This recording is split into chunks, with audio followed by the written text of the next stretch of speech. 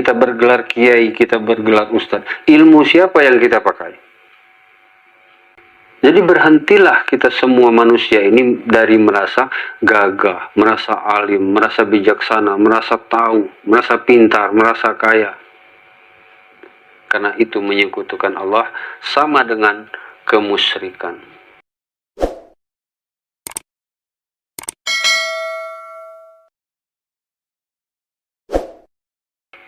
Bismillahirrahmanirrahim. Assalamualaikum warahmatullahi wabarakatuh. Alhamdulillah. Alhamdulillahillazi an'amana bi ni'matil imani wal islam. Asyhadu an la ilaha illallah wahdahu la syarikalah wa asyhadu anna sayyidana Muhammadan abduhu wa rasuluh. Allahumma shalli ala sayyidina Muhammadin wa ala alihi wa sahbihi ajma'in, amma ba'du.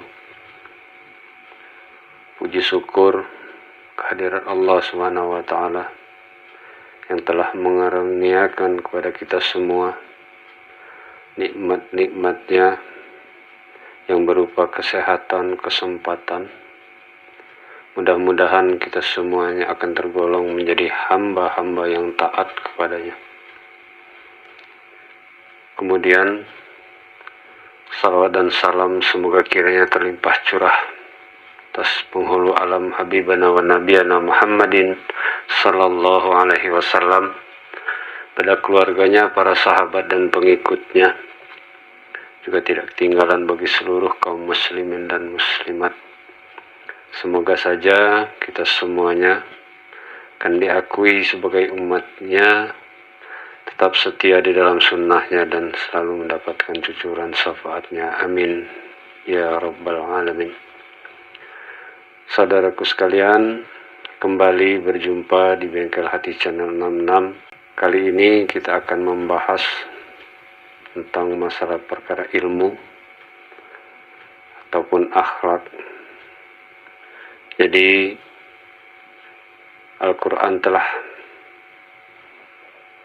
disampaikan atau telah kita baca, kita semuanya disuruh, diperintah oleh Allah untuk bersalawat kepada baginda Nabi.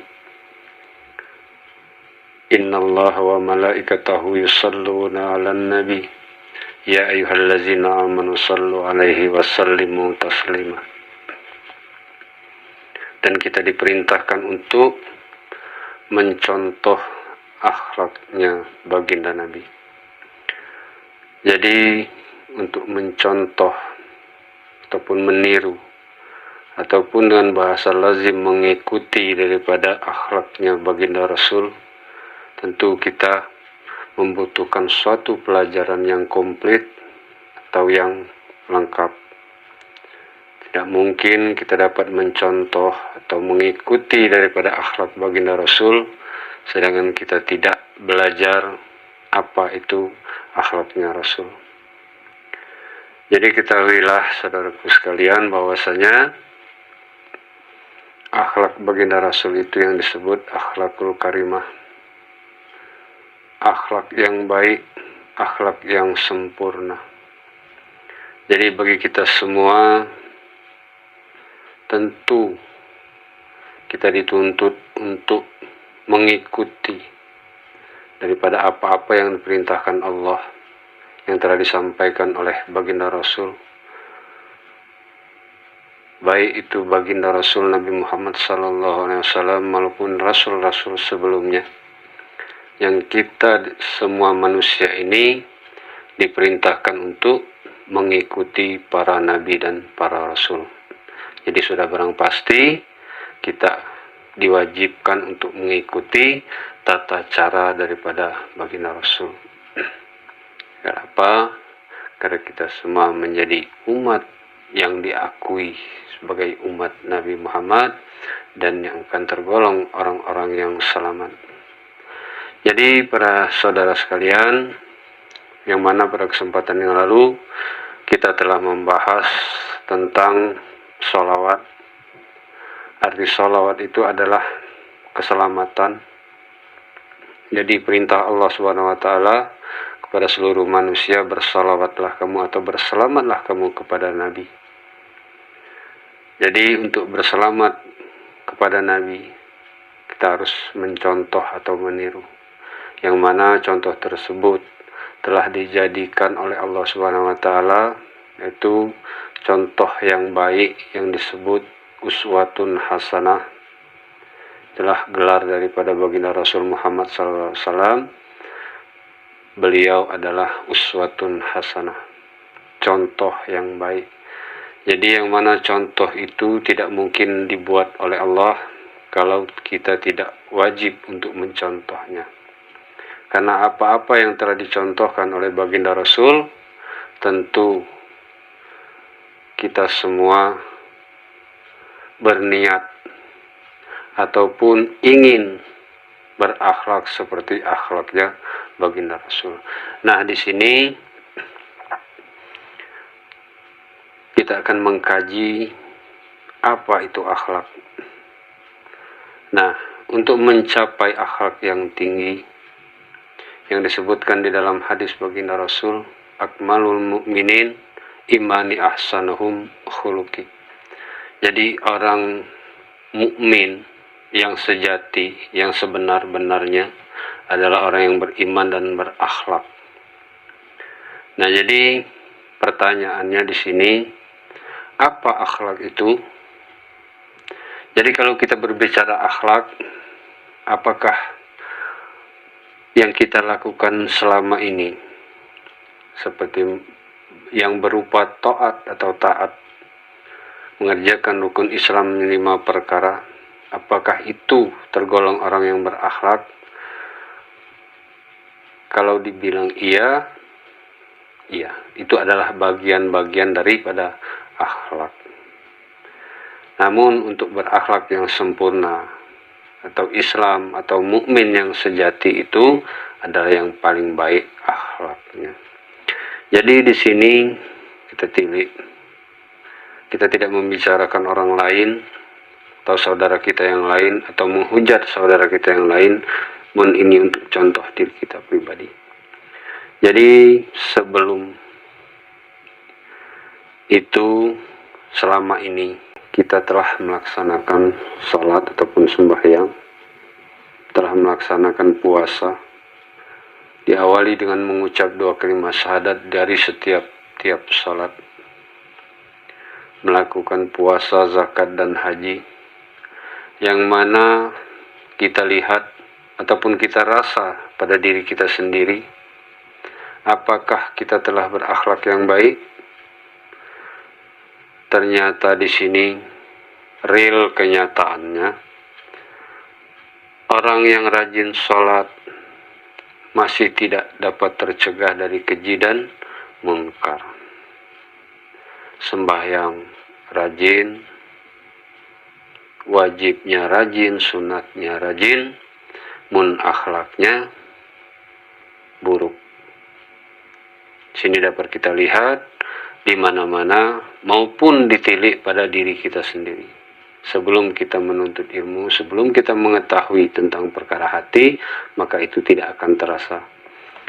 Jadi para hadirin sekalian, itulah kenyataan faktanya, bahwasanya sholat itu yang berupa sembahyang ternyata tidak dapat mencegah dari keji dan munkar. Ini fokus pada judul akhlak tersebut. Jadi sholat kita yang kita lakukan 5 kali dalam sehari semalam itu betul telah mengikuti tata cara sholatnya baginda Rasul. Nah, yang jadi masalah, kenapa sholat terus, gibah terus, sombong terus, ujub iya, takabur pun iya. Bahkan ironisnya, yang rajin sholat, kita telah rajin melaksanakan sembahyang 5 waktu dalam sehari semalam, namun kita tidak tercegah dari keji dan munkar, membicarakan keburukan orang lain, membicarakan kejahatan orang lain, melihat orang yang jahat kita benci, lihat orang yang salah kita memvonis. Nah, itulah yang jadi masalah. Apakah ini yang disebut akhlak? Sedang kita tilik kepada riwayat, hadis maupun cerita daripada baginda Rasul. Jadi baginda Rasul itu jangankan sesama muslim, umat-umatnya yang muslim, mau tinggi mau rendah, baru masuk Islam maupun yang sudah lama, beliau tetap merasa kasih dan sayang. Jangankan terhadap sesama muslim, sesama Islam, dengan orang yang di luar Islam pun akhlak beliau baik. Pernah suatu riwayat kita mendengar bahwasanya Nabi itu pernah diludahi, pernah disiram kotoran, pernah dilempar batu, pernah disakiti jasmaninya baginda Rasul. Apakah baginda Rasul membalas dengan suatu kejahatan? Nah, inilah fakta yang kita temui. Kita rasa pada diri kita masing-masing. Apakah sudah sedikit kita mengikuti daripada akhlaknya baginda Nabi? Toh kita tidak pernah disakiti, dilempar batu oleh seseorang. Mungkin kita melempar dengan kata-kata yang menyakiti saudara kita sendiri. Fakta yang terjadi real sekarang ini. Dilihat, ditonton, didengar dari media-media sosial, dari televisi, yang mana agama Islam sekarang saling hujat, saling menyalahkan, perang hadis dan perang firman. Itu tidak benar, ini tidak benar, itu sesat, ini sesat. Saling menyesatkan sesama muslim, saling menyalahkan sesama muslim. Jadi di sini yang menjadi tuntutan untuk kita belajar. Bagaimana caranya supaya menjadi Islam yang sejati, orang yang beriman yang sejati, mukmin yang sejati. Yang menurut daripada hadis baginda tadi, mukmin yang sejati itu adalah yang beriman dan berakhlak. Nah, jadi para hadirin sekalian, untuk mencapai derajat akhlak yang baik, akhlak yang benar, akhlak yang sempurna, tentu membutuhkan petunjuk, membutuhkan ilmu, pelajaran yang khusus. Nah, pada kesempatan yang lalu kita telah membahas bahwasanya di diri kita masing-masing ini ada 3 bagian atau 3 unsur yang mana terdiri dari jasad, hati, dan perasaan. Itu maka aturan Tuhan, agama artinya peraturan, peraturan Allah Ta'ala ada di 3 tempat tersebut. Yang mana apabila baik hatinya, maka akan baik seluruh anggota jasadnya. Menurut sabda daripada baginda Rasul. Jadi fungsi yang utama di sini adalah perkara hati. Nah, jadi seseorang yang baik hatinya, yang tulus hatinya, yang ikhlas hatinya, sudah barang pasti lahiriah ataupun syariat jasadnya akan ikut menjadi baik. Kenapa? Jasad atau lahiriahnya berupa bentuk baik, namun akhlaknya jahat, akhlaknya tidak sempurna. Itulah menunjukkan bahwasanya hati yang berperan. Hati yang kotor akan membawa kekotoran pada jasmani. Jadi sholatnya bukan dari hati, ucapannya pun bukan dari hati. Disinilah kita tergolong orang-orang atau hamba-hamba atau kaum yang munafik. Lain di mulut, lain di hati. Nah, para hadirin sekalian, disinilah kita memilih ilmu. Lagi-lagi ilmu, kata baginda Rasul, ilmu itu adalah yang paling utama. Karena amal tanpa ilmu akan binasa. Sedangkan ilmu tanpa beramal akan batal atau akan sesat. Berilmu dan beramal tanpa ikhlas pun akan binasa. Nah, berilmu, beramal dan ikhlas hendaklah ditutup dengan khauf atau takut, merasa alim, merasa pintar, merasa bisa, merasa melebihi daripada saudara kita yang lain. Nah, para hadirin, di sini Mari kita tilik ke dalam diri kita masing-masing. Masih adakah perkara-perkara kekotoran hati pada diri kita untuk mencapai akhlak yang baik, akhlak yang sempurna? Jadi setelah kita kaji, rupanya begitu banyak kekotoran batin yang akan menggagalkan atau membatalkan akhlak kita yang sempurna.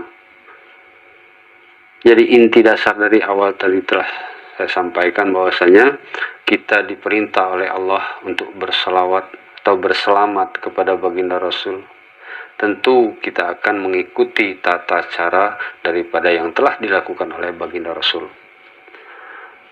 Bagaimana syariatnya baginda Rasul yang dapat diceritakan, dilihat?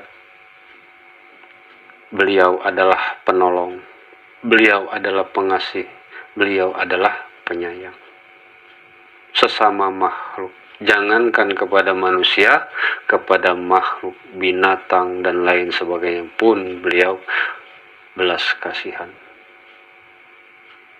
Nah, sementara kita yang notabene bukan ustadz, bukan kiai, bukan ulama, bukan wali, bukan tabi'in, bukan sahabat, bukan juga para nabi dan rasul, yang mana kita selama ini kita sadari dengan kesadaran penuh cuman mengandalkan karena rajin sembahyang maupun yang dikenal dengan sholat, rajin sholat, rajin puasa, kita telah memandang hina orang lain, memandang hina orang yang tidak melakukan sholat. Sedangkan kita sadari bahwasanya kita sholat itu atas karunia Allah, atas hidayah Allah, atas petunjuk qadar iradat Allah. Apakah kita berpikir mereka tidak mau? Mari kita berpikir secara dalam, dari hati ke hati. Apakah orang yang berbuat jahat, penjudi, pemabuk, pencuri, penzina, dan lain sebagainya, apakah di dalam benak nurani mereka tidak ingin mereka dengan kebaikan? Apa tidak ada suatu harapan mereka untuk taubat maupun sempurna akhlaknya? Yang jelas, seluruh manusia tidak menginginkan suatu kejahatan apapun. Sejahat-jahat manusia pasti ada suatu keinginan untuk bertobat, suatu keinginan untuk berbuat baik. Jikalau Allah berkehendak, bisa jadi esok pagi orang yang begitu jahat, yang kita sangka pasti akan masuk neraka, bisa jadi beliau dapat hidayah atau petunjuk dan diselamatkan oleh Allah Subhanahu wa Ta'ala, sehingga dia menjadi orang alim, sehingga dia menjadi orang benar, dia menjadi orang yang dapat petunjuk. Sementara kita yang sekarang merasa alim, yang sekarang merasa benar, yang sekarang merasa bagus, belum tentu besok pagi kita akan terus menjadi alim, terus menjadi rajin sholat. Bisa jadi ketika kita ditutup oleh Allah pintu hidayah, maka kita akan bisa jadi akan lebih jahat daripada mereka. Apa yang bisa kita lakukan dan apa yang bisa kita tuntut daripada Allah? Karena Allah berkata, berfirman di dalam Al-Quran yang disebut fa'alu lima yurid, aku Allah berbuat barang sekehendaknya, dan aku beri petunjuk orang-orang yang ku kehendaki, dan aku sesatkan orang-orang yang aku kehendaki. Jadi para hadirin sekalian, di sini kita patut hati-hati, jaga hati kita, jangan sampai hati ini kita kotori dengan hal-hal yang akan membahayakan diri kita. Yang terutama adalah sifat sombong. Sombong merasa alim, merasa bijaksana, merasa pintar, merasa ilmu paling tinggi. Harus kita sadari. Disitulah kajian bahwasanya kita wajib mengenal Allah. Setelah kita tahu kenal Allah yang maha tahu, Allah yang menunjuki kita setiap waktu. Ini begini, itu begitu. Oh, ini nasi, ini air, ini rumah. Allah yang maha tahu yang menunjuk. Boleh kita praktekkan di dalam pidato, di dalam ini. Saya berbicara sekarang. Tanpa hidayah daripada Allah Ta'ala, tidak mungkin akan sampai. Tidak mungkin lidah ini akan dapat berucap. Kita rasakan kehadiran hidayah Allah. Nah, tidak dapat kita bayangkan jikalau hidayah itu terhenti. Bisa jadi hidayah atau petunjuk itu datang lawanan daripada petunjuk yang baik, datang petunjuk yang jahat.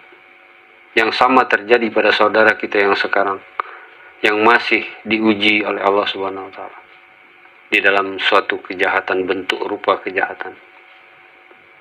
Apakah mustahil kita besok pagi menjadi orang yang paling jahat? Tentu tidak ada yang mustahil bagi Allah Ta'ala, karena Allah yang berkehendak. Jadi di sini kita menilik pada diri kita masing-masing. Kita mengkaji perkara hati, karena mengkaji perkara hati ilmunya khusus. Itulah di dalam disiplin ilmu yang dipelajari di dalam kajian ini adalah 3 ilmu.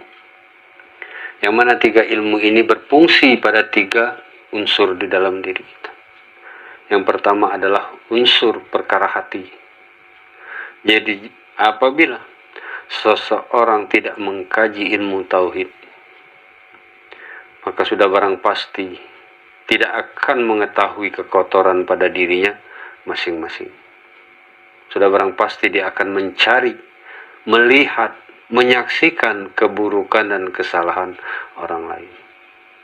Nah, disinilah bukan penting ataupun perlu, namun wajib, tidak dapat tidak, kita wajib menuntut ilmu tauhid. Karena ilmu tauhidlah ilmu perkara tentang hati.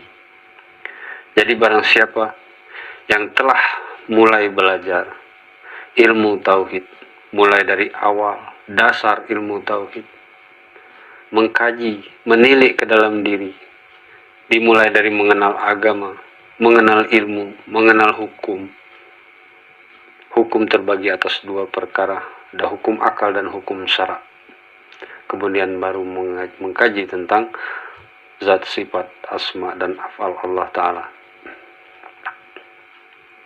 Nah, jadi apa dampaknya orang-orang yang tidak mengkaji ilmu tauhid? Dia tidak akan dapat menyaksikan segala sesuatu hal datang daripada Allah Ta'ala, walaupun lisannya terus mengucap. Tatkala dia melihat seseorang yang meninggal dunia, lancar di dalam lisannya dia menyebut inna lillahi wa inna ilaihi raji'un. Mun dia tidak tahu bagaimana segala sesuatu berasal daripada Allah Ta'ala. Sekarang kita lihat, di mana jalan kita merasa pintar? Toh asal sesuatu daripada Allah, terutama ilmu. Ilmu datang atau berasal daripada Allah Ta'ala yang maha tahu. Tanpa Allah Ta'ala memberikan petunjuk kepada kita setiap waktu, sedetik pun tidak datang hidayah itu, maka kita akan binasa atau celaka beriringan. Setelah kita sadari, dari mana kita merasa bahwa kita telah menjadi alim, kita telah menjadi pintar? Sebelum lidah ini mengucap bismillah, ada sifat Allah Ta'ala, nur daripada Allah Ta'ala, yang lebih dulu dengan kidamnya Allah Ta'ala mengucap bismillah. Allah yang maha dahulu mengucap bismillah baru nyata, mazhar atau nyata kepada lisan lidah kita ini, barulah kita bisa mengucap bismillahirrahmanirrahim. Lebih dulu dengan kidamnya Allah Ta'ala alhamdulillahirabbil alamin, baru lidah ini bisa mengucap alhamdulillahirabbil alamin. Apa yang mesti kita banggakan? Nah, disinilah baginda Rasul Nabi Muhammad SAW terus basah lidahnya mengucap la haula wala quwata illa billahil aliyil azim. Tentu yang kita dengar setiap muazin mengumandangkan azan, setiap kita dipanggil hayya 'alas shalah, apa yang kita jawab? La haula wala quwata illa billah. Itulah yang sebenar. Kenapa selesai sholat, selesai sembahyang, kita telah merasa alim, kita telah merasa jadi orang baik, kita telah merasa menjadi paling hebat dari orang-orang yang tidak sholat? Para hadirin saudaraku sekalian, di sini kita mengkaji bahwasanya itulah kejahatan batin yang di dalam rupa bentuk taat, tanpa kita sadari selama ini. Kita tidak tahu bahwasanya itu kejahatan yang akan menghancurkan diri kita, yang akan melemparkan diri kita, nurani kita kepada lembah jurang kehancuran ataupun ke lembah neraka jahanam.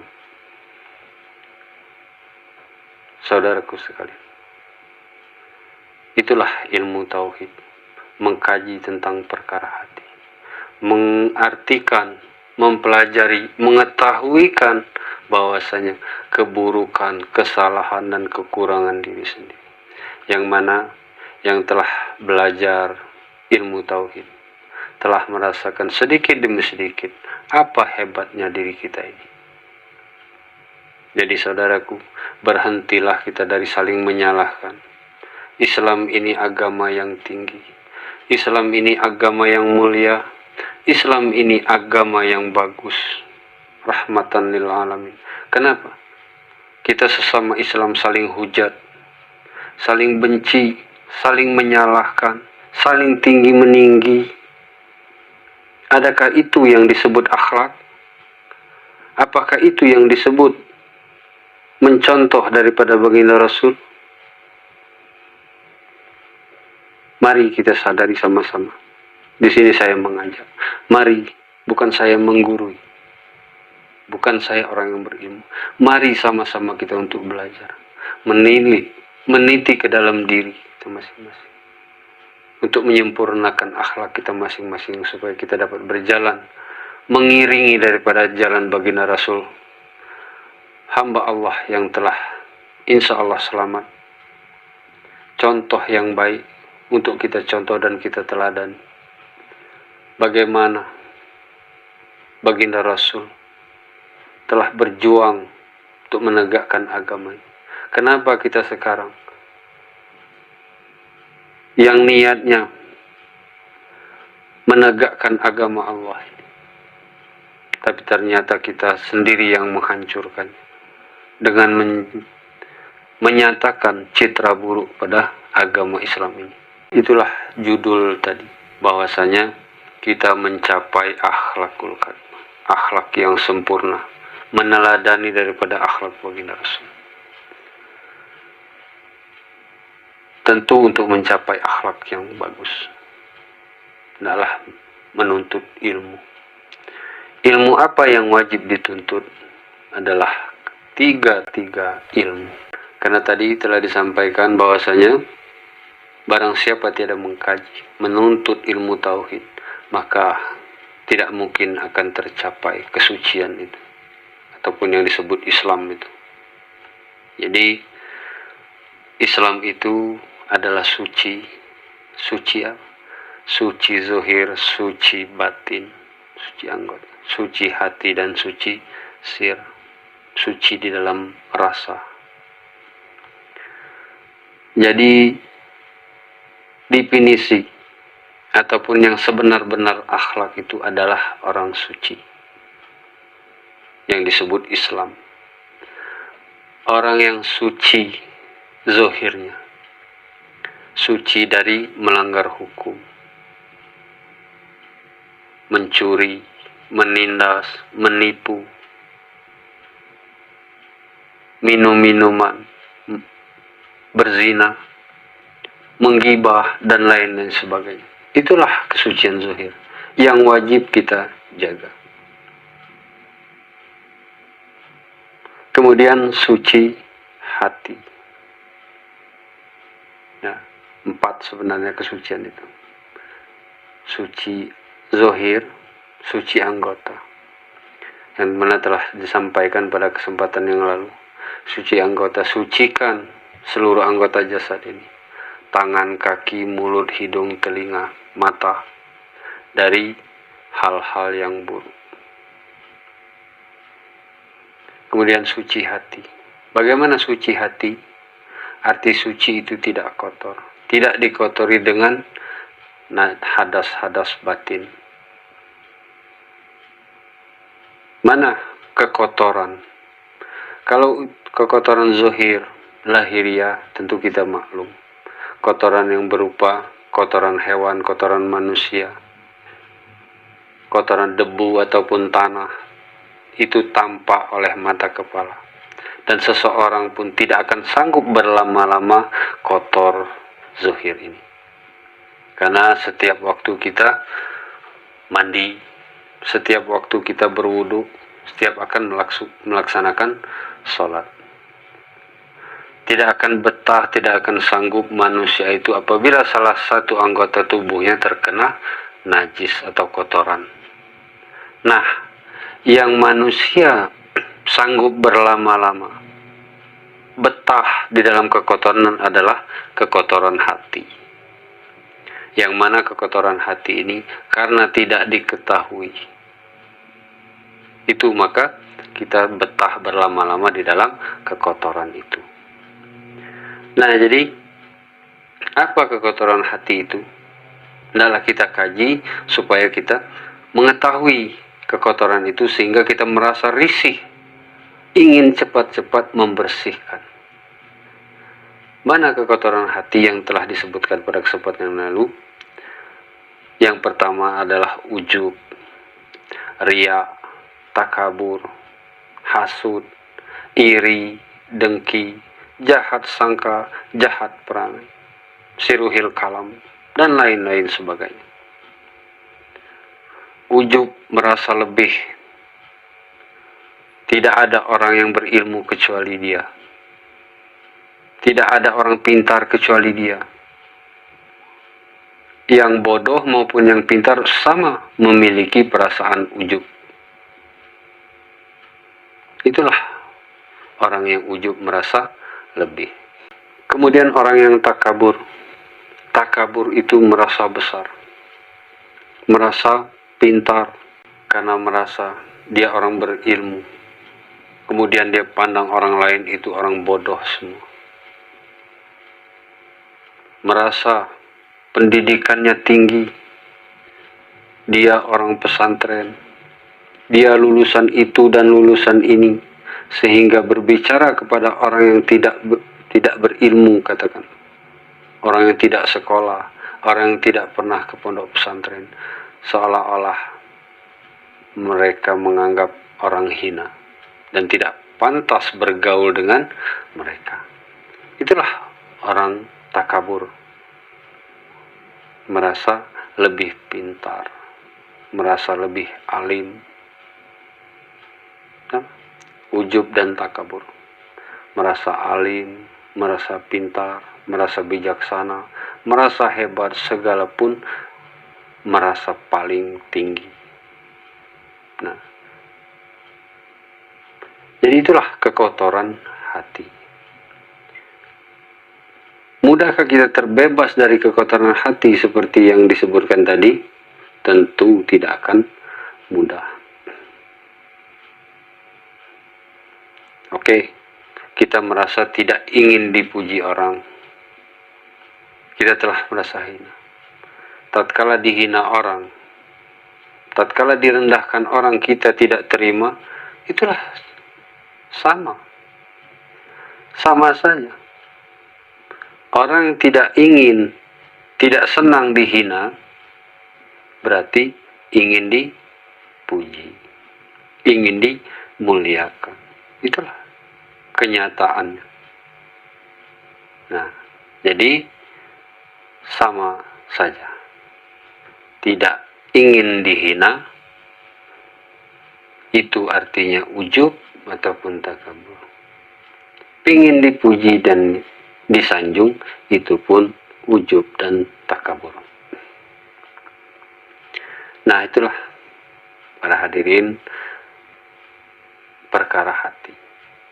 Jadi untuk menyelesaikan masalah penyakit-penyakit hati, kekotoran-kekotoran hati atau hadas-hadas batin, wajib kita menuntut ilmu tauhid.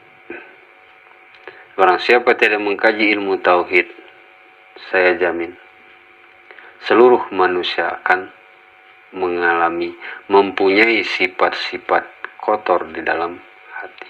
Boleh jadi dibungkus dengan pakaian bagus, pakai koko, pakai batik, pakai sorban, pakai peci, boleh jadi mun di dalam hatinya ada kekotoran batin. Saya tidak bicarakan orang lain ataupun saudara sekalian, karena saya menilik pada diri saya sendiri, karena setiap manusia itu pasti ada. Jadi apakah orang yang telah mengkaji ilmu tauhid sudah baik? Belum tentu. Mun dia telah mengetahui keburukan, kekurangan, kekotoran dirinya pribadi, sehingga dia terus berusaha menjadi baik atau mencari jalan kebaikan. Itulah bedanya. Bukan berarti orang yang telah mengkaji ilmu tauhid, orang yang telah belajar ilmu tauhid sudah menjadi baik. Itulah rahasia kenapa baginda Rasul terus berdoa kepada Allah. Baginda Rasul terus berucap, mengaku kepada Allah Ta'ala bahwasanya dirinya tidak ada daya dan upaya. La haula wala quwata illa billahil aliyyil azim. Kita kaji daya dan upaya itu. Apa daya dan upaya kita? Oh, kita dulu dari kecil karena giat menuntut ilmu, sekolah di sini, sekolah di situ. Pondok pesantren ini dan pondok pesantren itu. Sehingga dewasa, pergi ke luar negeri. Kuliah di sana, kuliah di sini, dapat gelar itu dan dapat gelar ini. Kita merasa itu adalah daya dan upaya kita, usaha dan ikhtiar kita, keinginan kita. Itulah contoh bahwasanya yang tidak paham ilmu tauhid dengan yang paham. Dapat kita rasakan. Kita dari kecil sekolah ini dan sekolah itu. Siapa yang menentukan? Siapa yang menghendaki? Siapa yang memberi rezeki? Untuk Allah. Siapa yang memberi petunjuk sehingga kita menjadi pintar? Kenapa ada yang pintar, ada yang bodoh? Padahal hamba ini sama. Manusia ini sama. Bentuknya sama. Unsur sifat di dirinya sama. Sama-sama punya rambut, bulu roma, kulit, darah, daging, urat, tulang, sumsum, dan otak. Sama-sama punya. Punya hati, punya jantung, punya ginjal, punya paru-paru yang sama. Kenapa mereka pintar, mereka tidak? Ada yang pintar, ada yang tidak. Kenapa yang pintar toh menjadi sombong, sementara yang bodoh merasa berkecil hati? Sama. Kita dijadikan di alam ini. Yang pintar diperuntukkan Tuhan untuk memberikan suatu manfaat kepada yang bodoh. Dan yang bodoh belajar kepada yang pintar untuk mendapatkan manfaat. Sehingga alam ini berjalan sesuai dengan skenario Tuhan. Kenapa? Yang pintar menjadi sombong, yang bodoh merasa minder. Itulah fakta bahwasanya karena kita tidak berilmu. Kalau kita berilmu, kalau kita telah mengkaji, apapun yang terjadi di alam ini, pada diri kita masing-masing, itulah adalah amanah Allah. Yang kita wajib masing-masing manusia ini menyampaikan amanah itu. Yang mana baginda Rasul telah menyampaikan amanah daripada Allah kepada kita semua. Kepada seluruh umat manusia ini. Tidak ada satupun yang dihianati. Tidak ada sesuatu pun yang disembunyikan. Tidak ada sesuatu pun yang tidak disampaikan. Disampaikan. Sehingga menjadi Al-Quran 30 juz. Sehingga menjadi hadis yang telah diriwayatkan oleh banyak periwayat hadis. Yang termasyhur adalah Bukhari dan Muslim. Nah, kita kesemuanya dituntut, diperintah, diwajibkan oleh Allah Ta'ala untuk menjadi seorang khalifah di muka bumi, untuk mengemban amanah Allah. Kita dititipkan, diamanahkan, dikaruniakan ilmu pada diri kita masing-masing, bukan untuk mencelakakan diri kita, melainkan untuk menjalankan tugas, menyampaikan kepada orang lain. Bukan dengan amanah itu sehingga kita menjadi sombong. Disinilah takaburnya kita kepada Allah. Jadi barang siapa takabur kepada Allah, sudah barang pasti dia akan takabur kepada sesama manusia. Nah, itulah fungsi utama daripada ilmu tauhid. Karena ilmu tauhid mengkaji tentang perkara hati, menyelidiki dalam demi dalam, pasal demi pasal tentang kotoran hati. Setelah kita tahu, setelah kita kaji, begitu banyak penyakit-penyakit hati. Makanya di sini orang yang arif, orang yang alim, orang yang bijaksana di dalam agama ini adalah mereka benar-benar merasa banyak salah. Mereka banyak dosa. Bukan perkara lahiriah. Kalau perkara lahiriah itu mudah. Seperti yang saya ucap di awal tadi. Jika badan ini, tubuh ini telah dibungkus dengan baju batik, baju koko, telah memakai sorban, memakai peci, itu sudah kelihatan baik. Bentuknya sudah baik, rupanya sudah baik, pakai sarung, pakai gamis dan lain sebagainya. Mun perkara hati, siapa yang tahu? Jangankan orang lain, diri kita sendiri tidak tahu bahwasanya kita itu sombong, bahwasanya kita itu ujub, bahwasanya kita itu riya, kita sum'ah, memperlihatkan kebaikan kepada orang lain, memperdengarkan sehingga menceritakan kepada orang lain.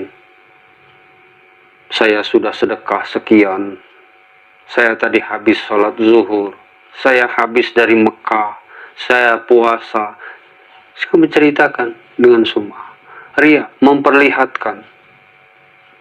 Nah, seolah-olah bahasa tubuh kita mencerminkan, menggambarkan, mengisyaratkan kepada orang lain ingin dipuji.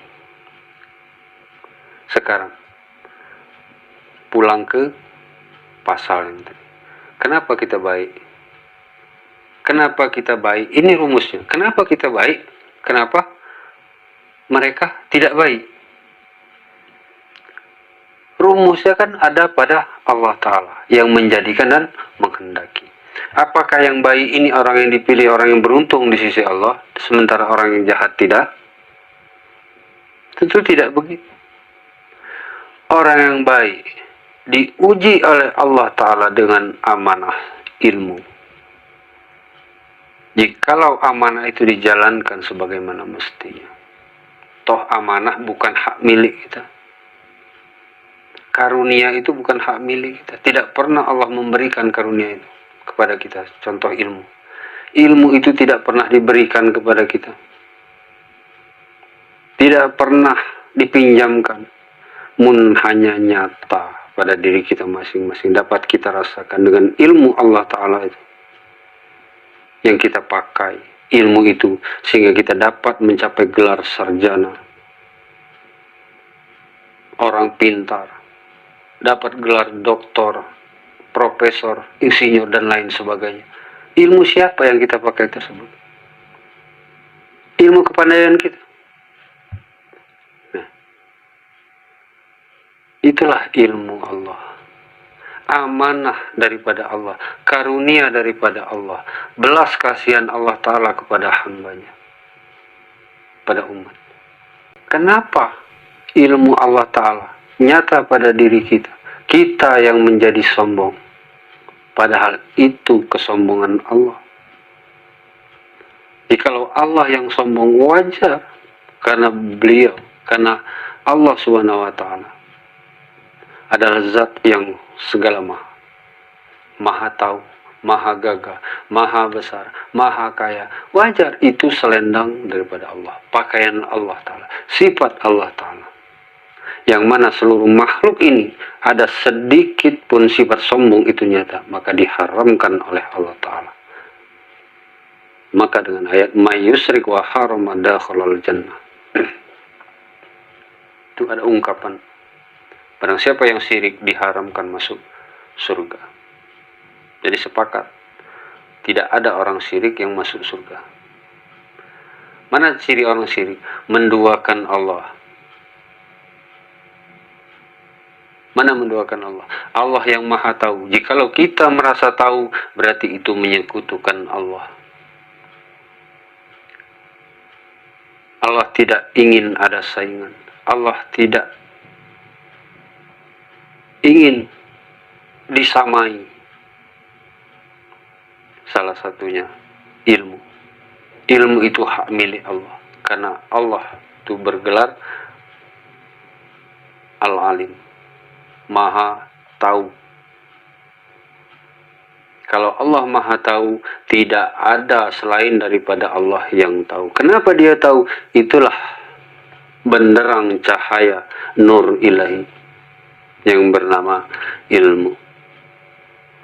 Jadi ilmu itu adalah amanah daripada Allah Ta'ala, nyata pada diri kita. Yang timbul sebenarnya adalah kesyukuran dengan ucapan alhamdulillahirabbil alamin. Segala puji hanya milik Allah, hanya bagi Allah Tuhan semesta alam. Aku adalah orang bodoh, orang yang telah menuntut ilmu tauhid yang sebenar-benarnya, tetap tertanam sifat bodoh. Sekalipun dia sarjana, sekalipun dia profesor, doktor, insinyur sekalipun, dia tetap merasa bodoh. Karena gelar doktor dan insinyur itu adalah amanah daripada Allah. Karena awalnya ilmu Allah Ta'ala yang dinyatakan kita pergunakan untuk mencapai gelar tersebut. Kita bergelar kiai, kita bergelar ustadz. Ilmu siapa yang kita pakai? Apakah ilmu kita? Itu ilmu Allah Ta'ala. Kita sadari sama-sama. Jadi jangan asal ngaji tauhid. Nggak tahu duduk perkara tauhid itu apa. Mengesahkan Allah tauhid. Mutlak mengesahkan Allah. Tidak ada Tuhan selain Allah yang tahu, yang gagah, yang kuasa, yang kaya, yang bijak. Kan? Jadi berhentilah kita semua manusia ini dari merasa gagah, merasa alim, merasa bijaksana, merasa tahu, merasa pintar, merasa kaya. Karena itu menyekutukan Allah sama dengan kemusyrikan. Awas, kita takut dengan kemusyrikan. Itulah definisi kemusyrikan. Itulah awal bibit-bibit yang amat bahaya daripada diri kita masing-masing. Itulah yang disebut kemusyrikan, kaum musyrikin.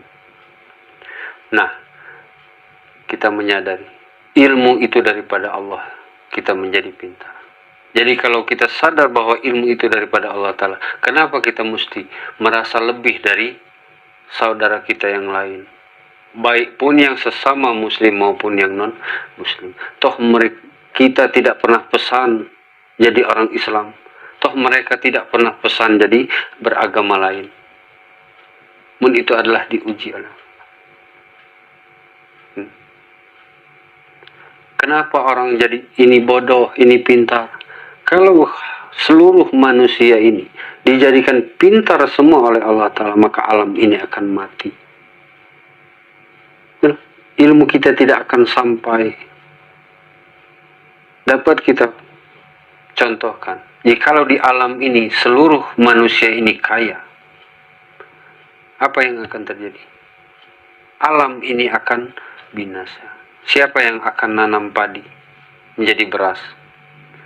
Siapa yang akan menanam cabai? Siapa yang akan nanam bawang?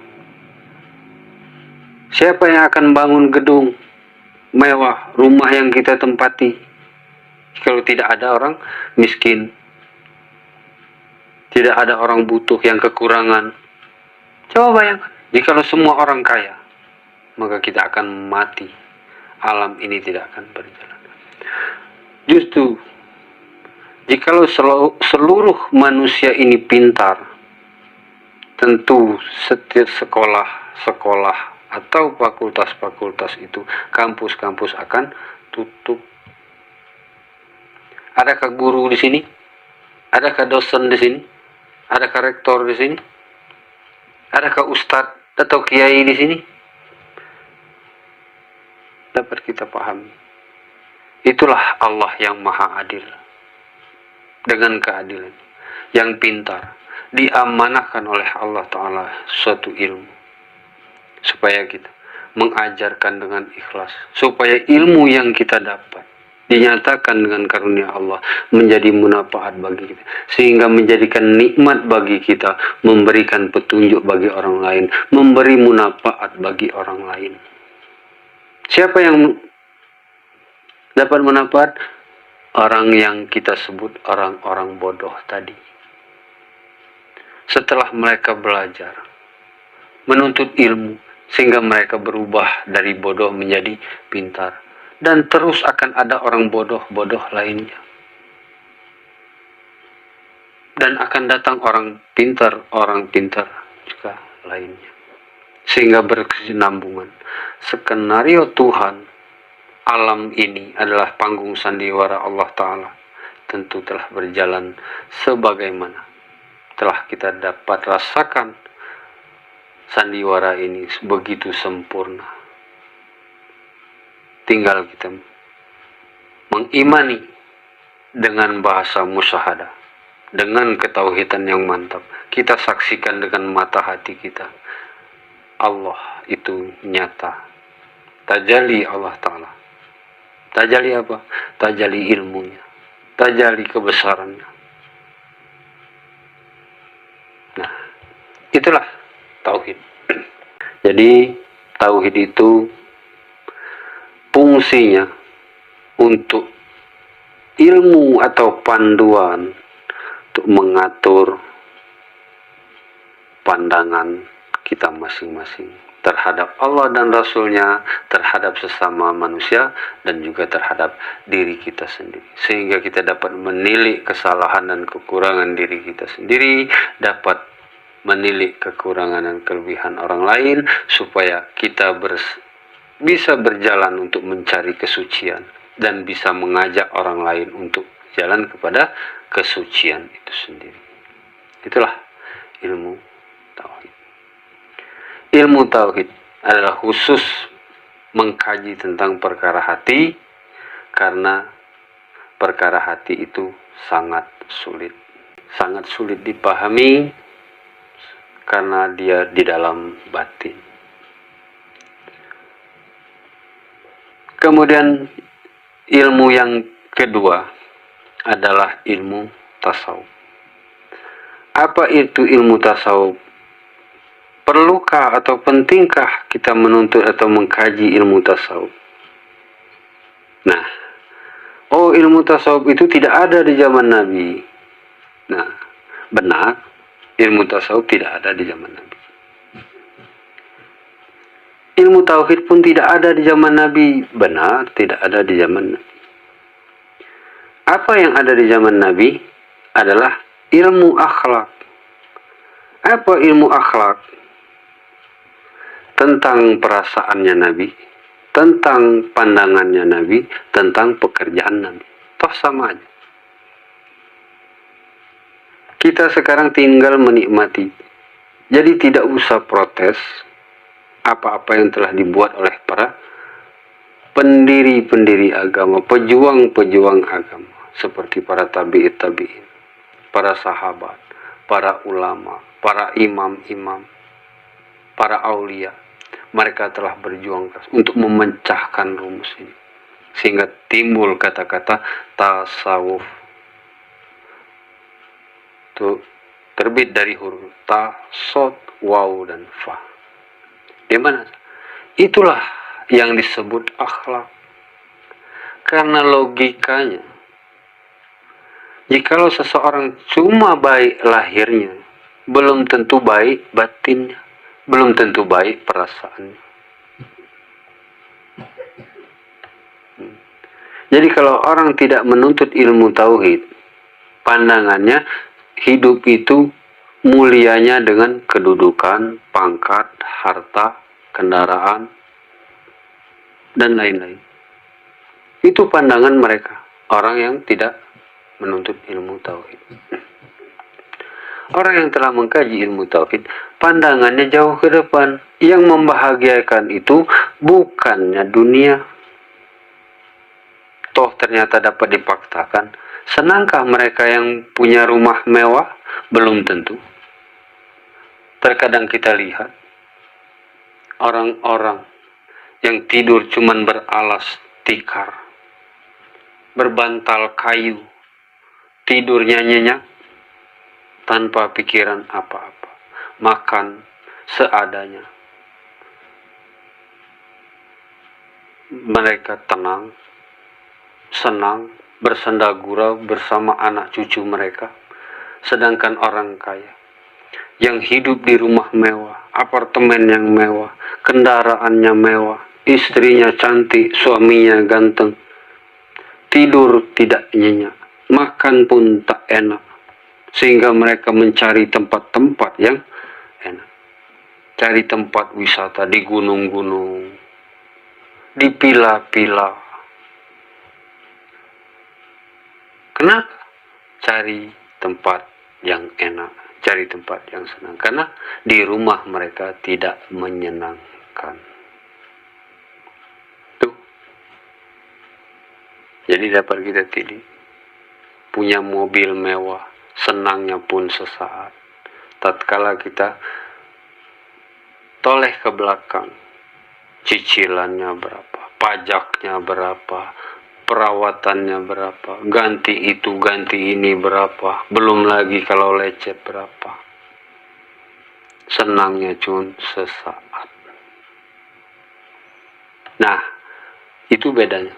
Orang yang telah mengkaji ilmu tauhid, orang yang telah bertauhid, mengesahkan Allah semata-mata mutlak. Karena senang itu ada pada Allah. Terserah Allah mau ditempatkan di mana senang itu. Mau ditetapkan di gubuk reot, monggo, banyak kenyataan. Mau ditetapkan di rumah yang bagus pun silakan. Dan intinya, orang yang senang itu adalah orang yang selalu berada di sisi Allah. Bukan nanti, sekarang ini. Kalau yang nanti tidak usah kita bahas karena itu barang pasti. Mau kemana kita selesai penghidupan dunia ini? Sudah barang pasti kembali ke alam akhirat. Jadi khusus bukan meniadakan alam akhirat. Jadi saya baca, saya tonton di media-media lainnya, ini berdebat masalah kalau seseorang membicarakan tentang ilmu yang sebenarnya ini seolah-olah tidak percaya lagi kepada alam akhirat. Itu tidak usah dikaji. Sudah dengar ceritanya, sudah. Toh nanti kalau ketemu memang benar. Alam akhirat itu yang disebut surga dan neraka di alam akhirat itu sekarang ini persiapan untuk kita sampai ke sana. Nah, jadi di sini balik ke pembahasan awal. Jadi itulah ilmu tauhid. Orang yang berilmu tauhid pandangan jauh ke depan karena dia tahu senang itu ada dalam genggaman Allah, di dalam hak Allah Ta'ala, bukan di alam ini, bukan di harta, tahta, wanita, jabatan dan lain sebagainya, bukan di materi dunia ini. Senang itu ada pada Allah Ta'ala, sabar itu ada pada Allah Ta'ala. Nah, itulah tentang ilmu yang tiga ini. Tentang jawaban, wajibkah kita menuntut atau mengkaji ilmu tasawuf, ilmu tauhid? yang katanya tidak ada di zaman Nabi. Itulah akhlak. Jadi barang siapa cuman bagus atau baik lahiriahnya, belum tentu baik hatinya. Bagaimana orang yang baik lahiriahnya, baik hatinya? Tuh, setelah dibuktikan dengan fakta real yang sebenarnya, orang-orang yang telah mengkaji ilmu tauhid, ilmu tasawuf, itulah baru dapat mencapai akhlak yang sebenarnya.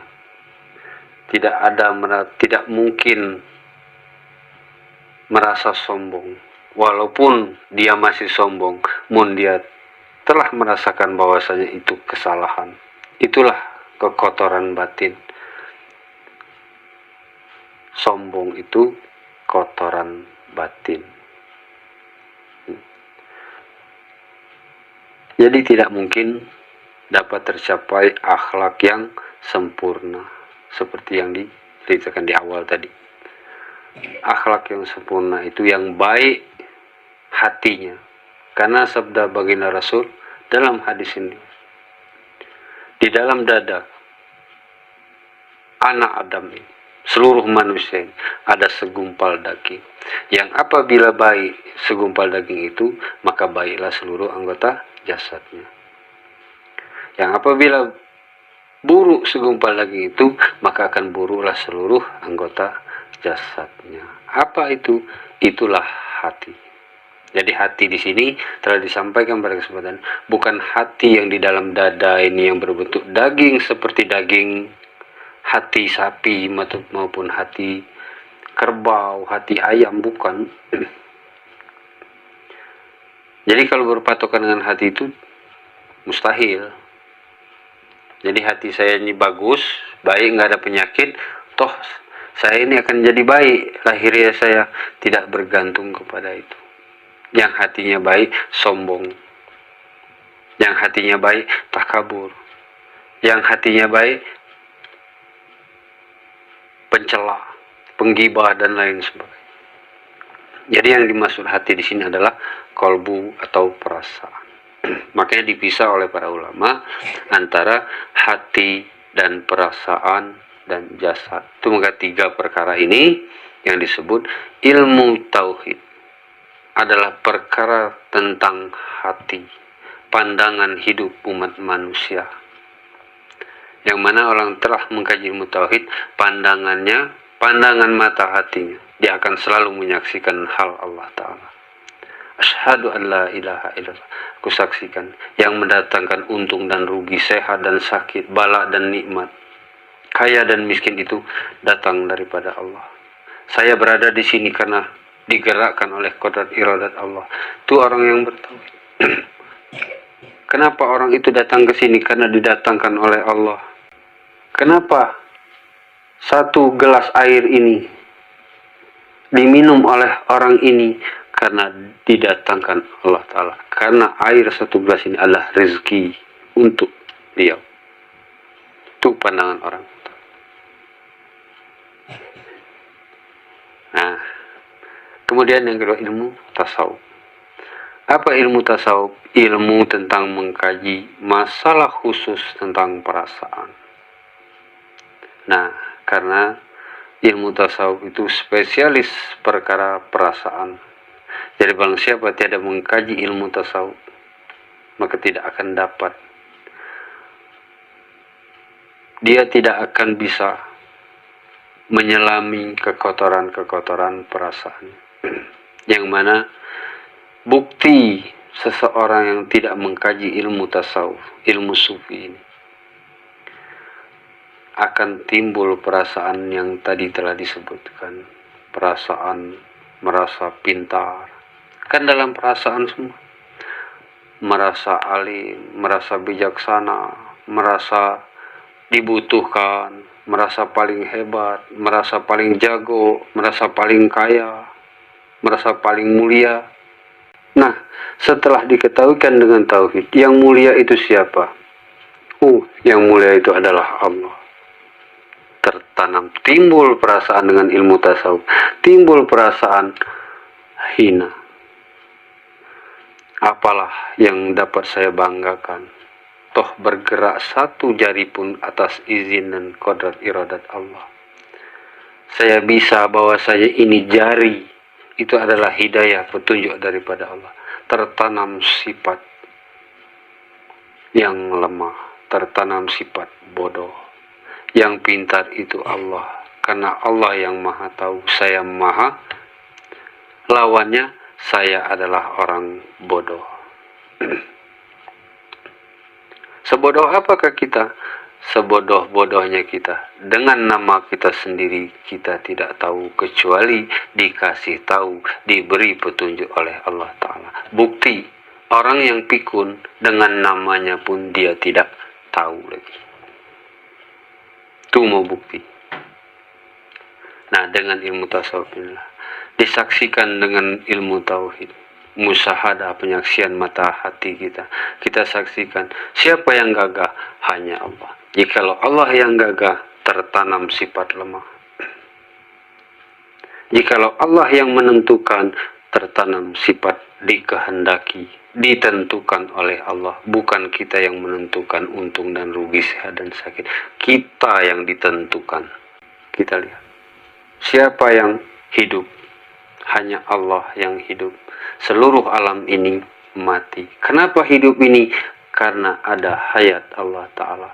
Disebutkan di surat Al-Baqarah, kaifa takfuruna billahi wa kuntum amwatan fa ahyakum. Hiduplah engkau dengan hayatku. Hidup kita ini dengan hayat Allah Ta'ala. Setelah kita saksikan dengan mata hati, dengan perasaan kita, kita saksikan Allah itu yang hidup. Kita rasakan bahwasanya ada hidup Allah Ta'ala, tertanamlah sifat mati. Kita saksikan bahwasanya yang maha melihat itu adalah Allah. Selain daripada Allah itu adalah buta. Kenapa mata ini bisa melihat? Karena kemuliaan Allah, karena sifat Allah, karena nur ilahi itu yang maha melihat.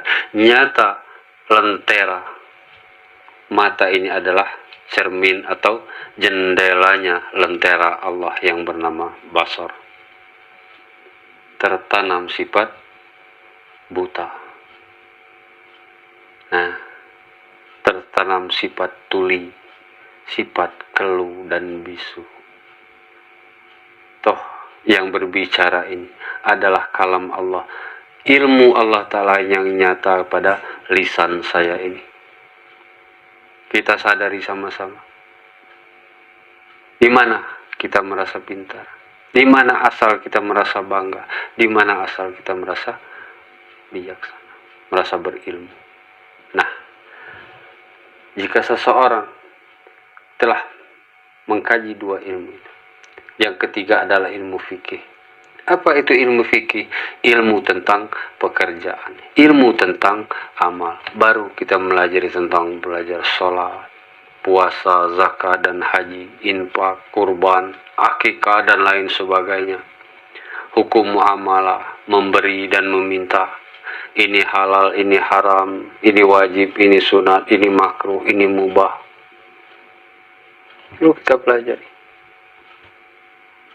Nah, kalau segala sesuatu pekerjaan lahiriah didasari oleh hati yang suci, perasaan yang baik, yang rendah diri, tawadu, itulah akhlak yang sempurna yang telah dicontohkan oleh baginda Rasul. Mudahkah demikian? Bukan perkara yang mudah. Mun kita terus berjuang, inilah jihad fisabilillah untuk mencapai akhlak yang mulia. Tentu nak membutuhkan 3 ilmu. Jadi itu faktanya. Jadi memang di zaman Rasulullah ilmu ini belum bernama ilmu tasawuf, belum bernama ilmu tauhid, dan belum bernama ilmu fikih. Itulah ilmu akhlak, mencakup ketiga-tiganya.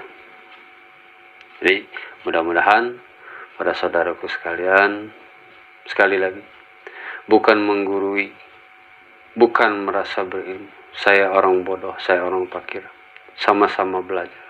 Jadi intinya di sini saya berbagi. Mari mengajak sama-sama kita untuk terus menuntut ilmu, untuk mencapai derajat kehambaan yang sejati, menjadi manusia yang berakhlak mulia yang telah dicontohkan oleh baginda Rasul Muhammad sallallahu alaihi wasallam. Nah, itulah pada kesempatan kali ini yang dapat saya sampaikan. Mudah-mudahan kiranya penyampaian ini memberi manfaat pada saudaraku sekalian, dan mohon maaf apabila terdapat kesalahan, kekeliruan, kekurangan, karena saya miskin ilmu, miskin harta.